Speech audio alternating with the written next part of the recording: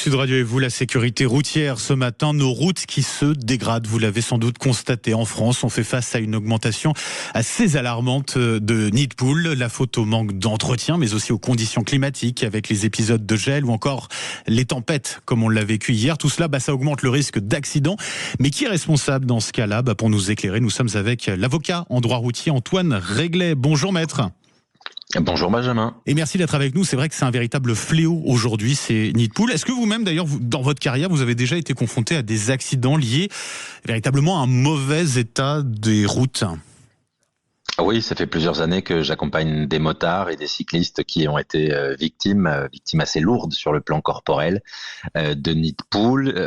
Et puis, à titre très personnel, il y a un mois, dans ma commune, j'ai pris un très gros nid de poule qui, heureusement, n'a affecté que mon petit bolide. Mais tant mieux, heureusement, parce que c'est vrai que vous l'avez dit, les dégâts, ils peuvent être très graves. On peut avoir des accidents très graves à cause de cela. En cas d'accident de la route, notamment lié à ce mauvais état de la chaussée, qui est responsable? Celui qui est censé entretenir la route ou alors le conducteur qui n'a pas réussi, par exemple, à éviter un nid de poule? La responsabilité, elle est de principe, celle de la collectivité sur laquelle l'accident s'est passé. Alors, ça va être la mairie si c'est une commune, ça peut être le département si c'est une départementale, ça peut être la direction interdépartementale des routes ou l'autoroute. Si c'est une autoroute privée, c'est le concessionnaire. Donc ça, c'est très important de savoir d'ailleurs qui est son interlocuteur, parce que c'est à lui qu'on va devoir faire une demande indemnitaire. En tout cas, la responsabilité de principe, c'est eux. Et ça va être à nous de démontrer qu'il y a un lien de causalité entre le préjudice que l'on subit et le défaut d'entretien normal de la route. Donc ça va exiger des preuves. C'est évident, ouais. Faut collecter les preuves et faut prouver cela véritablement.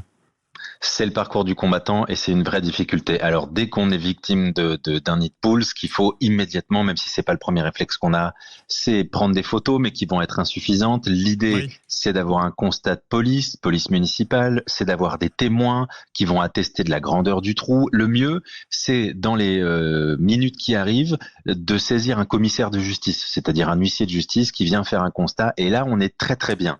Voilà, c'est ça le réflexe qu'il faut avoir. Et après, il faut adresser sa demande indemnitaire donc à la collectivité qui est responsable, qui elle va pouvoir essayer de se défendre en démontrant qu'elle avait fait le nécessaire ou alors que elle ne pouvait pas faire le nécessaire en temps voulu. Elle peut aussi justifier de cette incapacité véritablement à faire cela, à mieux entretenir la route. Oui, le principe, on le rappelle, c'est sa responsabilité, mais il faut qu'on en démontre la preuve et le lien de causalité. Et pour se défendre, on va dire l'État, en règle générale, va nous dire, je pouvais pas prévoir ce trou-là parce qu'il a été créé cette nuit, par exemple. Ce à quoi on va répondre que le trou est tellement important que il date pas de cette nuit. Bon, sauf si c'est un arbre qui vient effectivement casser la route. Ou alors il va nous dire, mais j'ai jamais été alerté et c'est pas de ma faute. Ou alors il va nous dire, mais j'avais mis des panneaux en disant attention chaussée déformée, et ce seul panneau attention chaussée déformée l'exonère complètement de sa responsabilité. Ah oui, d'accord. Bon, un dernier mot, s'il y a de la tôle froissée, si on a une sorte de petit carambolage, alors rien de grave si ce n'est la voiture qui est abîmée, ça veut dire que il faut le préciser quand on fait le constat avec les autres conducteurs aussi là.